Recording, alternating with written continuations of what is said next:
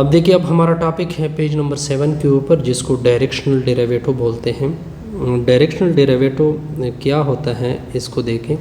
देखिए, जो ग्रेडियंट है उसके साथ जब आप यूनिट नॉर्मल वेक्टर को यानी यूनिट वेक्टर को मल्टीप्लाइड कर देते हैं तो ये क्या बन जाती हैं, डायरेक्शनल डेरिवेटिव बन जाती हैं। ये इसका आसान सा फार्मूला है, पर नेक्स्ट एग्जांपल में इसी को देखते हैं। बहरहाल एग्जांपल 2 तो सिंपल है।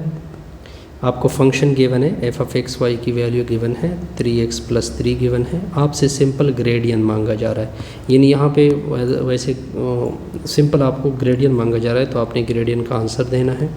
तो ग्रेडियंट क्या होता है, पार्शियल बाई पार्शियल एफ़ के नीचे x होता है, आई होता है, प्लस पार्शियल एफ़ के नीचे y होता है, फिर f होता है।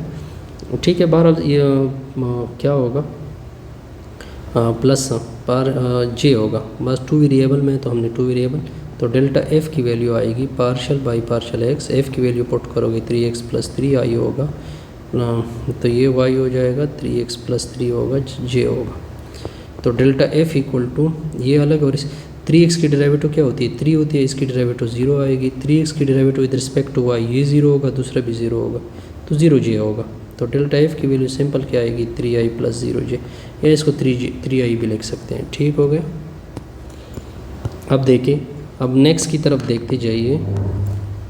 अब क्विज़ है, अब हमने क्विज़ को कवर करना है। क्विज़ क्या कहता है, select a point from the answer below at which the scalar field decreases in the y direction. तो बहरहाल इसको पेज नंबर 8 के ऊपर आप देख सकते हैं।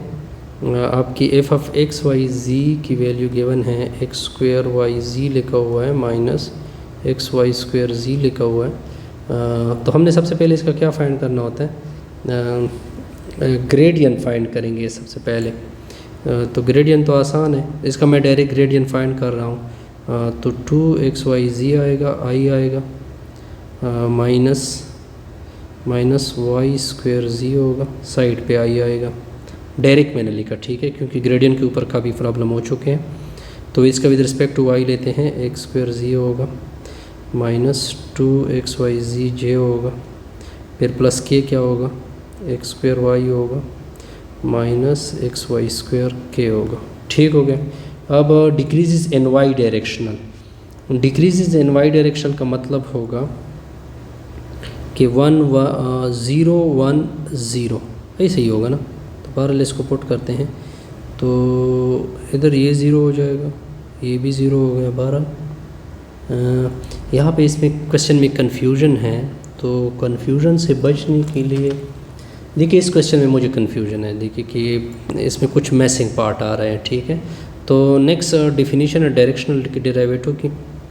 तो डायरेक्शनल डेरिवेटिव को ऑलरेडी मैंने डिफाइन किया कि इन यूनिट वेक्टर को डेल्टा एफ से मल्टीप्लाइड करोगे तो वो डायरेक्शनल डेरिवेटिव हो जाएगी। इस क्वेश्चन में मुझे कन्फ्यूजन है, क्योंकि इसका एग्जैक्ट इसमें कुछ हिस्सा कम या ज़्यादा होता है, या डिक्रीज इन वाई डायरेक्शन के भी। बहरहाल इसमें ऑप्शन नंबर डी मुझे करेक्ट लगता है, लेकिन इस क्वेश्चन में मुझे कन्फ्यूजन आ रही है। ठीक हो गया। अब नेक्स्ट देखते हैं, एग्ज़ाम्पल नंबर 3 को देखते हैं। एग्ज़ाम्पल 3 को देखें।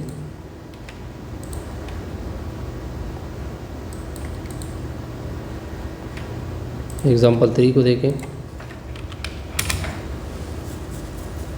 एग्ज़ाम्पल 3 क्या कहता है, आपको फंक्शन गिवन है, एफ ऑफ एक्स वाई की वैल्यू गिवन है, x² yz गिवन है, इन द डायरेक्शनल यानी एन वेक्टर गिवन है, नॉर्मल वेक्टर गिवन है, 4i - 3 के पॉइंट भी गिवन है, पॉइंट क्या है 1 - 1 1 गिवन है।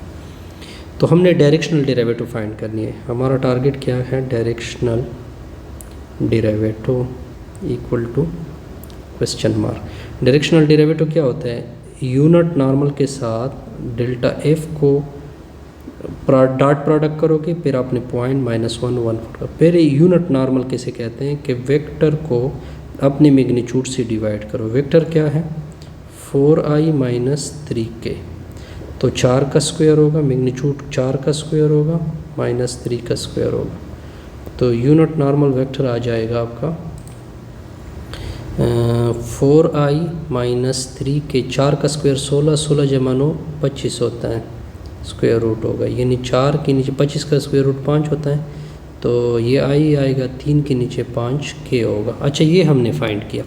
अब हमने डेल्टा एफ भी फाइंड करना है ना, तो डेल्टा एफ क्या होता है, पार्शल एफ के नीचे एक्स होता है, आई होता है, प्लस पार्शल एफ के नीचे क्या होगा, वाई होगा, और जे होगा, प्लस पार्शल एफ के नीचे जी होगा, फिर के होगा।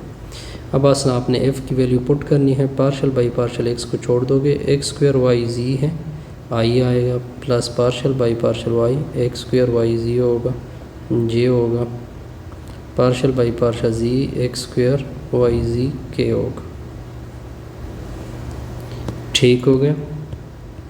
अब बस आपने कैलकुलेशन में प्लग इन करना है, तो इससे आ जाएगा 2xyz, क्योंकि एक्स स्क्वायर की डेरिवेटिव इसमें लोगे आई आएगा, इसमें y की डेरिवेटिव लोगे तो एक्स स्क्वायर z आएगा j, इसमें z की डेरिवेटिव लोगे तो एक्स स्क्वायर y k आएगा। अब आपने पॉइंट भी पुट करना है ना, तो पॉइंट आपके पास क्या है, 1 माइनस 1 माइनस यानी 1, यानी x की जगह 1, y की जगह -1, z की जगह 1, तो 2 1 माइनस 1 1 आई 1 का स्क्वायर इंटू 1 जे, 1 का स्क्वायर इंटू -1 के आएगा, तो -2 आएगा, प्लस जे आएगा, और इससे माइनस के आएगा। अब आपने इसको यूनिट नॉर्मल के साथ मल्टीप्लिकेशन भी करनी है, तो मैंने -2 आई प्लस जे माइनस के, यूनिट नॉर्मल की वैल्यू इधर पुट करोगे।